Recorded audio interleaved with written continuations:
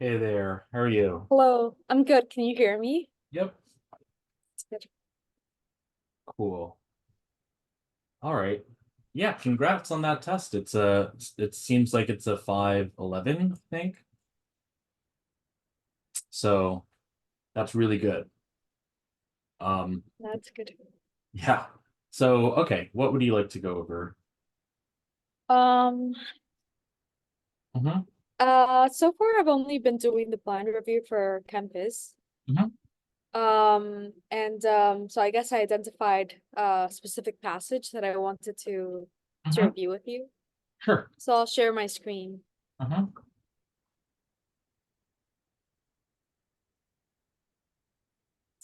here. Wait, actually, let me just.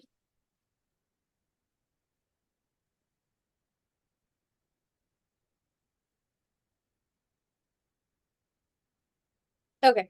So this is the passage. Mm-hmm. Can you open it up with like the solutions like that we can hide or like show just in... I Okay. I have it like right next to it. Got it, I got it. don't know how I can like hide the solutions. I see, I see. Uh, All right. yeah. We can go like Yes. back and forth, I guess. Um, but I guess I've already seen the answers to this, so it's fine if we see it. It's good. got it. Okay. So let's pull that one up and um yeah, the one on the bottom, yeah. Yep. So okay, there we go. So yeah, why don't you read the passage and then we can talk about like yeah, how to go about the rest of this stuff. Yep. Um, Here it goes. So Mhm. there are people walking around right now that have had their hearts replaced by modern technology. This no small task to create an artificial organ that performs the same functions and contends with all the same problems as a design millions of evolutionary years in the making. Okay, it's very descriptive. Mhm. A major challenge to an artificial heart's operation is properly responding to and regulating the rate of blood flow so that the correct volume of blood circulates throughout the body.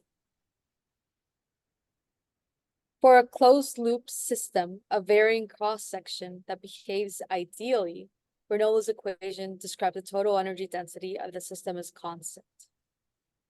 I guess this, I don't know how to highlight here, but like closed loop caught my attention Mhm. system. Um Varying cross section. So I guess it's referring to like different arteries and like size and vein size. Yeah. Um Mhm. Yep. Energy density of the system. I'm not sure what they mean by energy density, but like it seems like energy is constant. Yeah. Yeah, The thing about Bernoulli's is that so if you just have conservation of energy with like kinetic energy as being this and gravitational potential energy being that. I see. Yeah. So that's just regular, like how it is regularly. But Bernoulli's equation is applying this to a volume. So if we divided this by volume, right? We would get 1/2 m over v, which is density, right? Yes. So that'll turn into the density value. And then Mhm. for the MGH, if you divide it by V, well, when I say V, I mean volume, uh, you would get density again, right? So it would be rho GH. I see. Yeah, so Okay. think of Bernoulli's Yeah. equation, yeah, as a way of expressing conservation of energy per unit volume. And that would mean that if you divide the regular, energy conservation of energy equation by volume, you'll get the Bernoulli's equation. I mean, there's also the pressure values here that we add to it, but generally speaking, that's why they call it the energy density, just because it's per unit, it's like per volume, yeah. I see. And so for this, does volume have to be constant? Yeah, because it's gonna tell you, like, you know, the other equation that's like this. Continuity equation? Yep. Mhm. So this Q is the volumetric flow rate, which means this volume of fluid can travel, you know, like this many times per second or something like that. So yeah, so you could think of it as a volumetric flow for that, for the continuity equation. And then for this, it will also be a volumetric flow. So that's why it's you introduce that volume term. Okay, I Mhm, see. mhm. So there's Bernoulli's, Yep. and it says that in this equation, P is a pressure. I forgot what this is called, Rho. just density. Rho is density. V is the speed of a fluid particle at the location, and Y is the height. The equation can be simplified by dropping the third term when there is no appreciable change in height. Okay. I'll be right back. Or, yep, sounds good. Or by dropping the second term when the rattle of the vessels at 2 points are.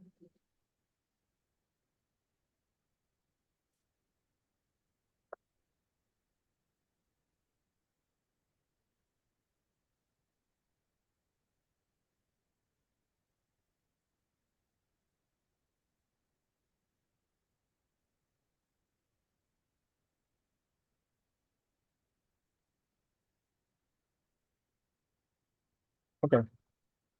Yeah. The phrase energy density refers to the second and third terms of equation one.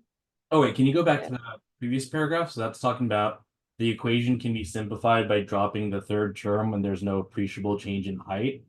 Uh, Yep. so tell me about that. Um,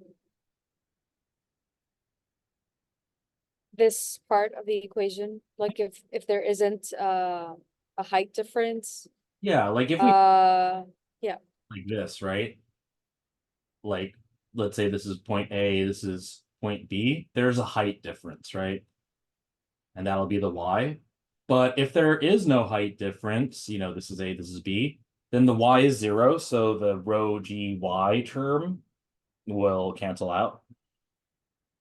yeah, And then they say that um, if the radii of the vessels at 2 points are equal, then you can drop the second term, right? Which would be the, you know, that term. yeah, they do say Mhm. that.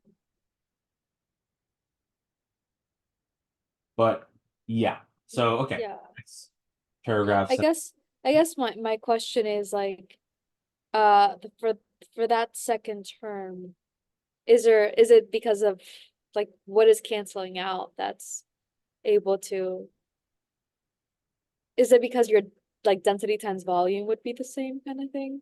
That's why like the radii can be. Yeah, the volume is going to be the thing that gets affected by the radii.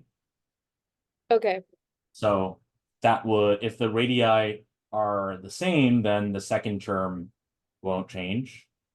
okay, I see. Volume, of course. They're Mhm. the same. They're just gonna cancel out. Yeah. I see it. The phrase, yeah. So the phrase energy density refers to the second and the third terms Mhm. of equation one. Density times speed squared is the same as energy per volume. Yeah, so that's another way of being able to Speed, understand what they mean by energy density, energy per volume. I see. Mhm. Similarly, the third term is analogous to potential energy. Yep. Mhm. Once all terms are summed on either side of the equation, the relationship between pressure and energy density can be ascertained. Mhm. Um, I have another question. So this P1, P2, pressure, is that just like atmospheric pressure? It'll be whatever pressure that is going to be experienced in like what, like in some pipe system like this, typically, like this type of system is not exposed to the atmosphere, so it won't be an atmospheric pressure. So it'll just be the pressure at that region. Okay. Yep. And when they talk about, so they say the relationship between pressure and energy density can be ascertained. So that means that, like, essentially it, like the pressure, or rather, let's say like the volume, or let's say that the velocity of the fluid increases. That would mean that the um that the pressure should decrease, and vice versa. Yep. But yeah. Okay. Puzzle's equation is used when it is necessary to account for the non-ideal behavior of human blood as a fluid. Okay. So real quick, so Bernoulli's equation describes ideal fluids. And ideal fluids are fluids that um that so there's something called laminar flow, which Yeah. could be something like, maybe like something like that, but there's no friction between the, let's imagine like the fluid as having like layers, and if there's no friction between the layers, then it can flow in this streamlined fashion. But if there is friction between the layers, that leads to viscosity, which is like a resistance to the flow. And so like, while this could be Bernoulli's flow, Poiseuille flow, what would that look like? So I guess there would be friction. They would probably not be going in the same direction. Uh, Kind of more random. So if there was, yeah, if we were to consider a real fluid, it will be, so I kind of should make this more of like kind of like a flat line here, because when you have a real fluid, that's when you'll get more of that bowed shape. And it's because as we move towards the walls of the container, there's friction against the walls. So the flow of the real fluid slows down when they're near the walls of the pipe or tube or whatever, or blood vessel in this case. So that's, yeah. So think about like Bernoulli as applying conservation of energy per unit volume, which makes it not just energy, but energy per volume, which is energy density. And Bernoulli like flow can be expressed as um so Bernoulli, and you use Bernoulli for ideal fluids, but once you start to have a viscosity, that's when you're starting to have something behave as a real fluid. I see.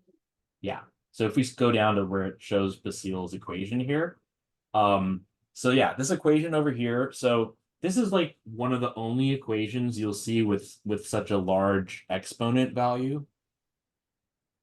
So this just means that the flow rate, again, that's a volumetric flow rate, right?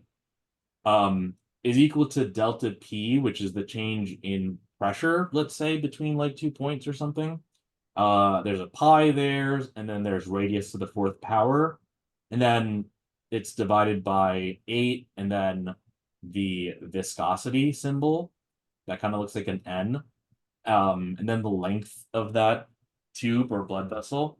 So we can see how, for instance, flow rate would be proportional to radius to the fourth power, right? But flow rate is inversely proportional to viscosity, right?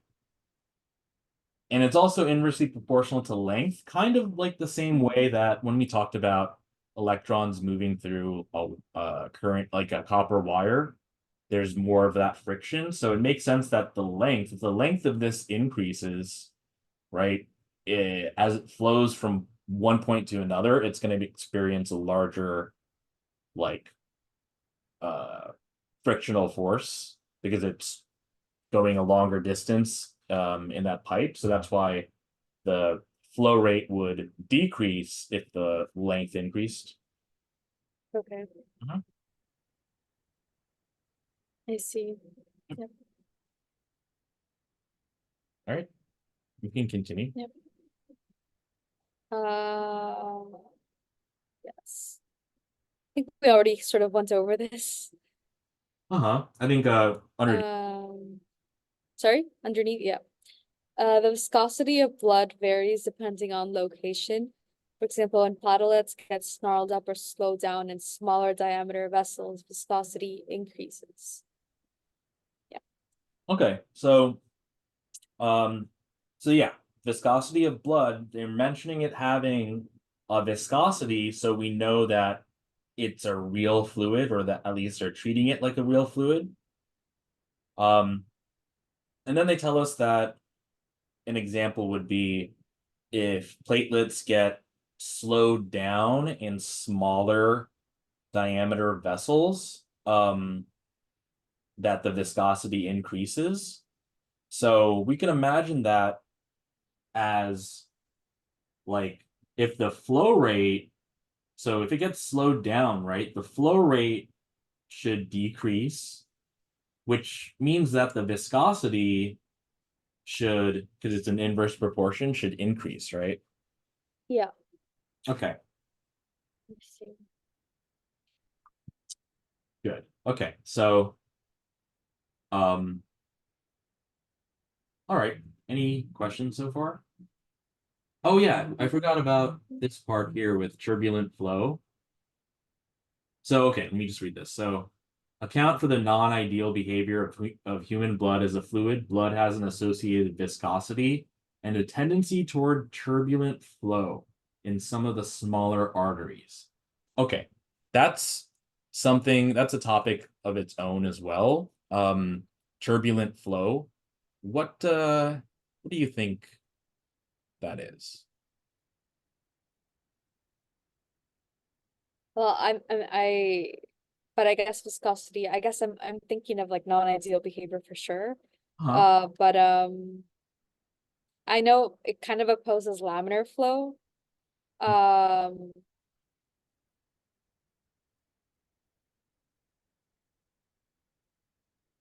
So laminar flow is like streamlined flow, right? Where the flow is kind of like a straight line. But if we had something like this, let's say, it can kind of, let's say, oops, do something like, um,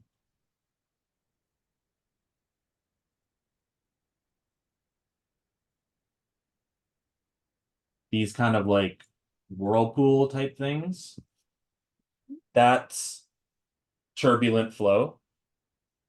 So turbulent flow is not the streamlined straight flow, but it's the type of flow that kind of like forms these little whirlpools that don't go from one end to another end. So that's what turbulence is.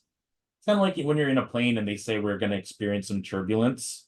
They're going to experience some, like, you know, some like non like straight line kind of winds, but winds that can cause it to like go around the plane and swirl around and then cause it to shake and stuff. But there's something called a Reynolds number, which is rho v flow speed times d, the which is just some type of geometric property of like the thing. Like in this one it's this, in this one it's that, over the viscosity. So what's really important is just how it's inversely proportional to viscosity.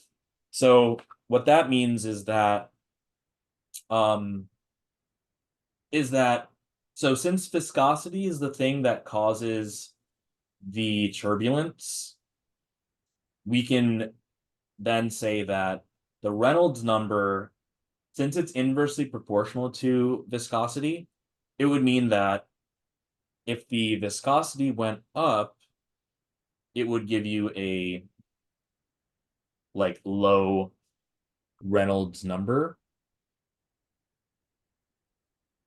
Yeah, but let's not worry about, I guess, Reynolds number right now. But that's just the difference between this streamlined laminar flow and the turbulent flow.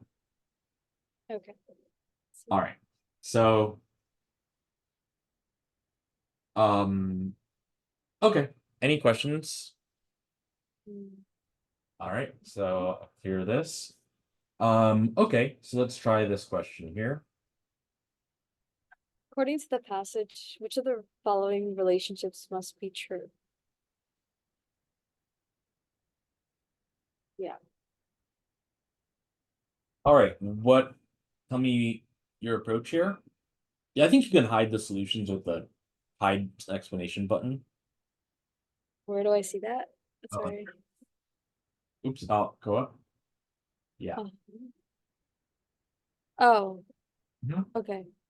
Yeah, sounds good. Um, oh yeah, I don't know that. Which one? That you could hide the explanation. Oh yeah. Mhm.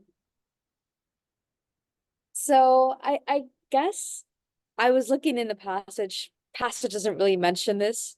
So it seems like I was thinking of like what is a Pascal, and I know it's like unit of pressure, and I know like I guess like 1 Pascal equals 760 torr, or like 760 atmospheric units.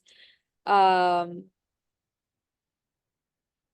and then of course that's not what they're asking here. It's asking conversions to joules per liter or joules. I I kind of discarded C and D because I knew like it's not going to be equal to exactly like a joule, um a unit of energy if it's pressure that we're thinking about. All right, let's see what we can do. So like this question is just like a unit type thing, but let's see if we can. So something that's important on this test is to be able to deconstruct units. So let's deconstruct some of these units. So like, let's start with like a joule, like 1 joule.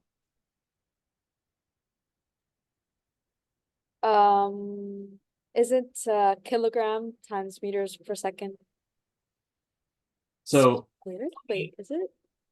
yeah, No, I think I'm thinking of something else. so if you if you don't remember like the units for something, you can, if you remember the formula, that can help. If you don't remember the formula, the units can help. So why don't we think of like the formula for something that is in joules? Right, like work. Okay. So what's the formula Like for so that would be sort of Newton times meters. that? Just start off with the formula. That would be like force times distance. Good. And yeah, the force will be in newtons, the distance will be in meters, right? Yeah. So this will be Newton times meters, which is a joule. Now, if you didn't remember that one, you can remember any of these other ones. Like for instance, 1/2 mv squared, right? This means so the m part is kilograms, and then the v is meters per second, but we're squaring it, so it's kilograms times meters squared over second squared. So Yes. that means we can deconstruct this further. So why don't we do that? Why don't we deconstruct this further? Like, what can that Newton be deconstructed into? Kilogram times meters per second squared. Yeah, right. Because you're thinking about like force being like, let's say MA or something, right? Yeah. So this would be kilograms times meters per second squared, right? Yeah.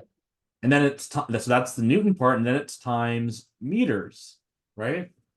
Which would then Yeah. mean kilograms times meters squared over second squared, right? Yeah. So this is that deconstructed. And then, of course, there's also MGH.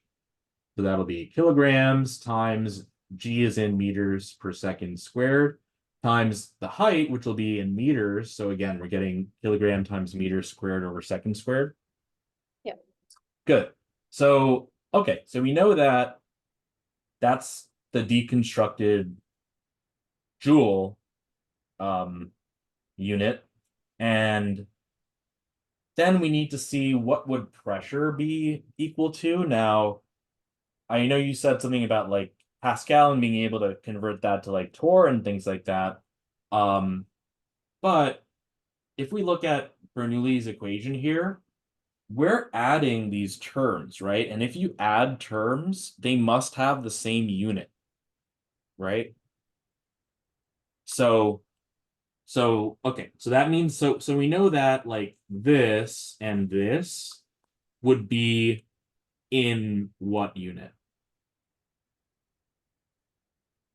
Um, well, Because it's really just energy divided by the volume, right? yeah, so that's joules per liter. Good. So, okay, so we know that these terms must be in joules per liter. Now, in order to add pressure to it, pressure must also have the same units, but it could just be expressed in a different way. So, for instance, so for pressure, what would help to know is that 1 Pascal is equal to, so I guess I should start off by saying pressure is equal to force over area, right? Yes. So that's Newton per meter squared, let's say. All right. Now that, oh, and then yes, this will be a Pascal, which will just be 1 Newton per square meter. So okay, now we have the yeah, so we have for the pressure, we have Newton per meter squared. And let's see if we can get if we can see how they could be like the same type of unit, like if the units are equivalent. So I could do the joules part. So okay, joules per liter. I'm going to change the joules into Newton meter. Okay. And the liter, I'm going to change into meters cubed. And this means that, what does this turn into? A Newton over meter squared. Yep. And that's exactly what the pressure is, right? Yep. So they must, in order for them to be added or subtracted, they must have the same units. And things might look like they're different units, but if you deconstruct them, you can see how they're going to be the same.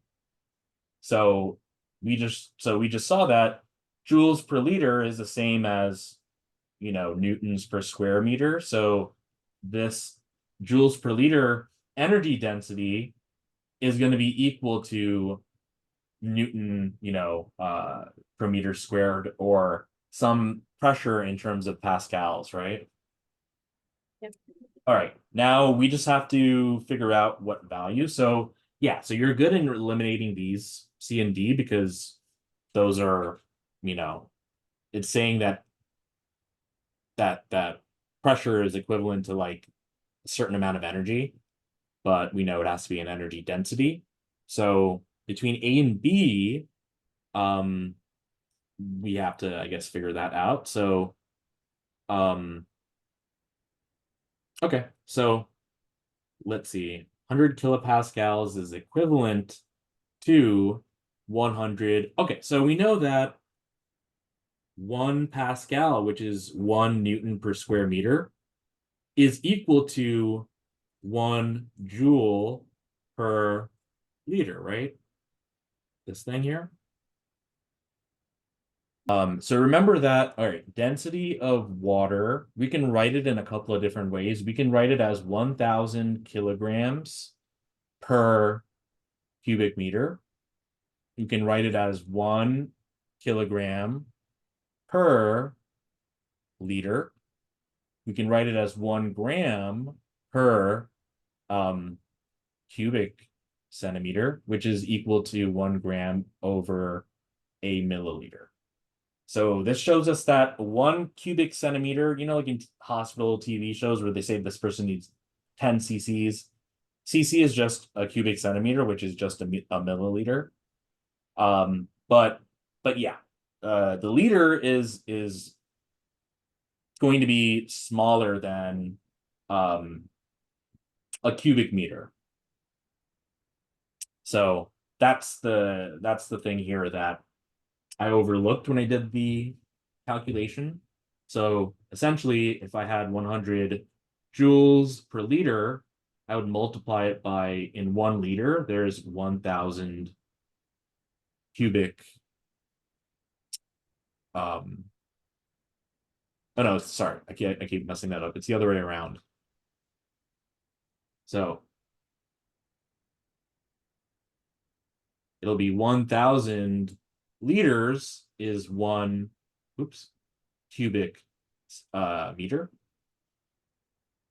So this would just be 100 times 1,000, which is 1e2 times 1e3, which is 1e5. So that is going to be the value that you end up getting. So that's why we got the 10 to the 5th power for these, yeah. I see. I think I'll just have to remember that 1,000 liters. Yeah. Remember this over here. The different ways of expressing the density of water. Because there you can then see how you know, if 1,000 kilograms over a meter cubed is equal to 1 kilogram per liter, right? It means that, like, when it's over liters, it's 1,000th the value that it would be if it was over cubic meter. Because 1,000 kilogram turns into 1 kilogram. Yeah. So yeah, so just remember that 1 E3 or 1,000 liters is equal to 1 cubic meter. So a liter is much. Yep. Wait. Is much smaller. Yeah. A cubic meter. Yeah. Mm-hmm. Okay. Yeah. Yeah. So yeah, so my mistake at first was I equated liter to cubic meter, but it would have to be either 1,000 liters is a cubic meter or 1 liter is 1,000th of a cubic meter. Yeah. So that's how they got the value over here for this. They plugged in this 100 joules per liter part, and then this, they're multiplying it by that to get rid of the liter term and to give you the joules per cubic meter term, which is this. And we already established that joules per liter is the same thing as newtons per square meters. So that's that. And so yeah, that's the amount of 100. That's the amount when you have 100 joules per liter converted into pascals or pressure. I see. Okay. Yep. Yeah.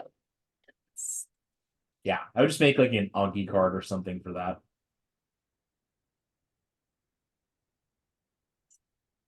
Liters equals. Okay. Mhm. Yeah.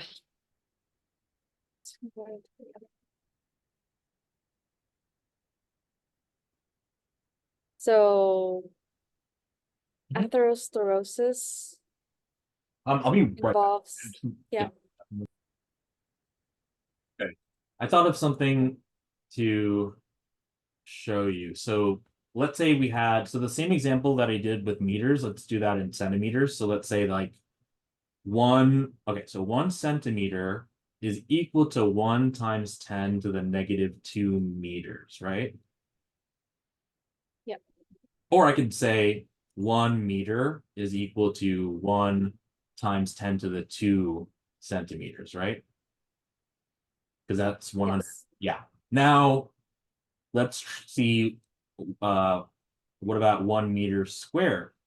Well, what we do is we take the 1e2 centimeter value and we square that. And that turns into what would that turn into? 1 times 10 to the 4. Yeah. So a so you can see how the value of like the centimeter term, when you square it, it gets bigger by that amount, like by a factor of like 2. So then if I wanted to do cubic meter, I would do 1e2 centimeters cubed, which would give me 1e6 centimeters cubed, right? Yeah. So this is saying that 1 cubic meter is equal to 1,000,000 cubic centimeters. Or in other words, 1 cubic centimeter is equal to 1,000,000th cubic meters. And if you also know that 1 cubic centimeter is 1 milliliter, that can help you as well. But that's why when you go into area and you go into volume, the values change so much. But okay, so let's see. Arteriosclerosis, a particular type, usually involves either complete blockage or severe restriction of blood flow due to high cholesterol and plaque buildup in the arteries. In extreme cases, constricted arteries may collapse from pressure applied outside the arteries. Okay, this can best be explained by, okay. So you got the question right here. Yeah. But yeah. What do you have a question about it, or? No, not really, just because I remembered like when you increase velocity, you decrease the pressure, like that relationship from the continuity equation. Yep. Um, Oh, so like over here, because the continuity equation won't include any pressure term, but because it's just area times velocity, right? right. From what's that called? It's Bernoulli? not this, right? It's not Bernoulli's, or is it Bernoulli's? Oh, which thing? Uh, Pressure and velocity. I guess it is Bernoulli's, Uh-huh. the relationship. Okay. Yeah, Yeah. yeah. Yeah. So yeah, we could see how the um like if we don't have these terms, Mhm. and even if we don't even really need a second version of this, we could just set this equal to a constant. Like you could do that also. It's kind of like how Q is equal to A1, B1 is equal to A2, B2. Like it's all equal to this constant. So you don't necessarily need the second set of things. But if we had this as a constant, right? If we had, if we had pressure plus, 1/2 rho v squared is equal to a constant, that means that if this term goes up, this term must go down, right? And vice versa. They Yeah. must be inversely proportional in order for Yeah. that constant to stay a constant. So they're telling it. So then this question stem is saying that constricted arteries, which would be, I guess, uh, having like a smaller like radius, may collapse from pressure applied outside of the arteries. So okay. Uh, I guess the continuity equation can play a role in this also because Yeah. of the relationship with area and velocity. So over here, we see that they're inversely proportional. So what should be happening is uh, constricted arteries would mean that the area goes down, which means the velocity goes up, right? Yeah, I think I remember why I mentioned the continuous equation. It's because Mhm. the flow will be the same at any point. Mhm. So so you're varying the velocity or the area. Yeah, so here from the constricted arteries, that means because like if you imagine like this is the cross section of an artery, Mhm. um, and let's say this is just like the plaque buildup, that reduces that area, right? Yeah. So from the continuity equation, we know that if you decrease the area, you must increase the velocity, right? Yeah. And then from Bernoulli's, we know that if you increase the velocity, you increase this term, and we don't have any y term, so that's out. So we have a pressure term. So if we increase our velocity, the pressure should go down. So we Yep. want an answer that says an increase in velocity and a decrease in pressure. Yep. So if you look at A, increase in blood viscosity, there's no way for us to tell, right? Yeah. Um, and then if we look at C, a necessary decrease in velocity, an increase in pressure, that's valid in terms of like the inverse proportion, except it's the opposite of what we want. We want to see an increase in velocity and a decrease. Oh, wait, this says increase in, oh, no, sorry. Yeah, we want the opposite. We want an increase in velocity and a decrease in pressure. And then D, the increased work required um, for the fluid to flow. All right, yeah, there's not going to be any increased work or anything like that because energy is conserved here. So yeah, B says increase in fluid velocity through the constricted arterial sections cause a corresponding drop in fluid pressure. Yeah. That's good.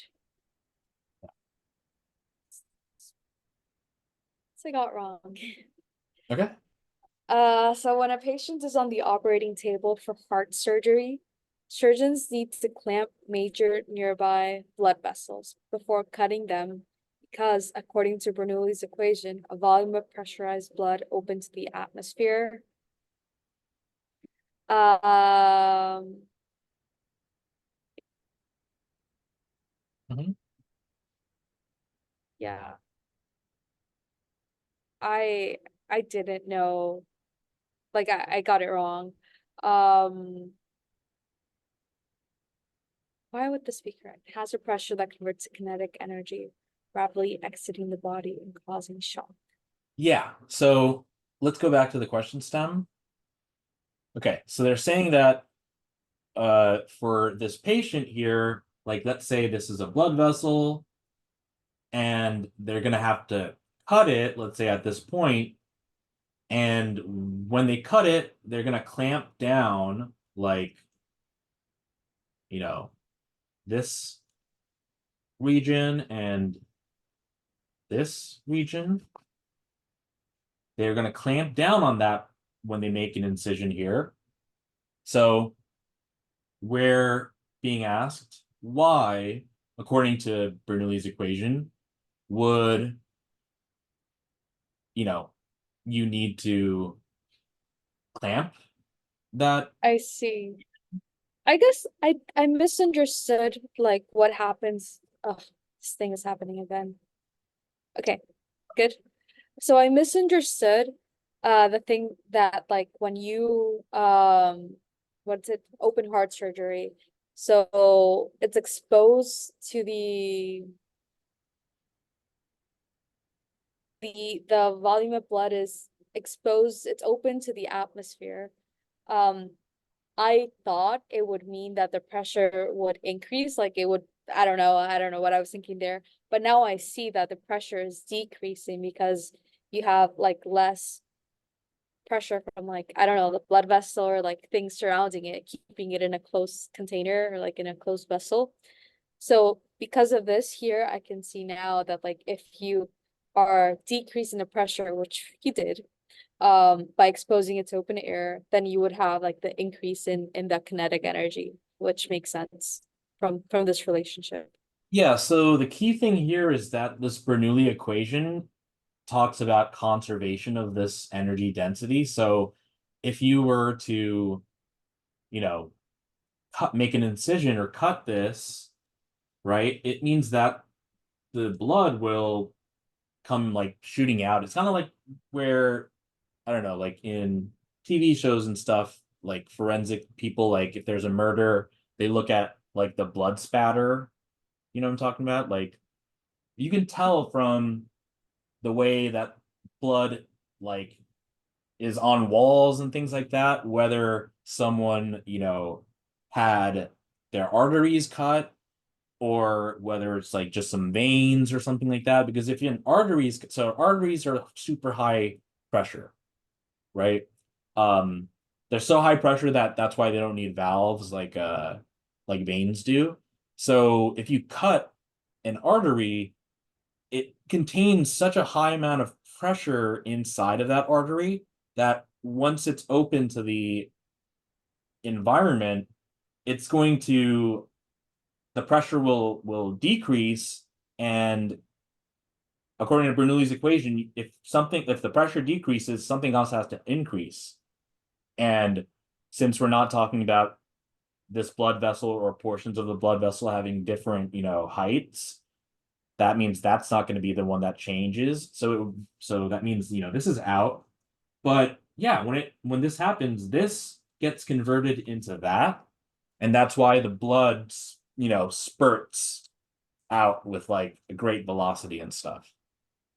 So so we're thinking in terms um of conservation of energy density, and they're asking, okay, what they need to clamp major nearby vessels before they cut them, because when they cut it, um, the volume of that pressurized blood is going to leave um, the blood vessel, and that is due to that's due to a conversion of that pressure into kinetic energy of the blood coming out. Yeah. So that's why, yeah, Yeah. has a pressure that converts to kinetic energy, rapidly exiting the body and causing shock. And this is like a hypovolemic shock, I think it's called. Hypovolemic. Because in terms of like stuff that, in our heart and, well, I guess like our entire cardiovascular system, but also including like the nephron and stuff, like essentially, um, we have mechanisms in our body that detect blood pressure and stuff, so as well as blood volume, and they all play a role. So like if someone has an artery cut, they're bleeding out, that means they're losing blood volume, and when you lose blood volume, you're losing like blood pressure as well. So your body's not able to pump blood through your system, so that's going to be a hypovolemic shock. So yeah, and then what they say about no longer a closed system, right? So, the blood's going to exit the body. But the other choices, so let's see, B has a pressure that converts to potential energy cooling at the high places of the body, causing a potential brain aneurysm or stroke. I mean, I guess that would be the case if we had some, maybe like a femoral artery or something like that, where like there's a difference in height. But I think that they're just talking about, I don't think they said anything that would lead us to believe that the height matters here. But yeah, and then C has pressure that matches the outside pressure by decreasing fluid speed. So the pressure will match the outside pressure eventually. But I guess if it match, so like that would require you to know if the outside pressure is larger or smaller, right? So if you thought that it was smaller, then wait. Yeah, okay. If you thought it was smaller, then I guess it would well, wait, matches the outside pressure by decreasing. Okay, so I guess if you thought it was larger, then well, actually, still that wouldn't work because if it matches the outside pressure and the original pressure inside of the artery was larger, and if it matches the outside pressure, which is smaller, that should increase the fluid speed. So, and then the opposite with if the outside pressure was smaller and compared to the, well, I already said that. Sorry. If the outside pressure was larger, then I guess this would work with the kinetic energy being converted into the new pressure. So okay, this would work.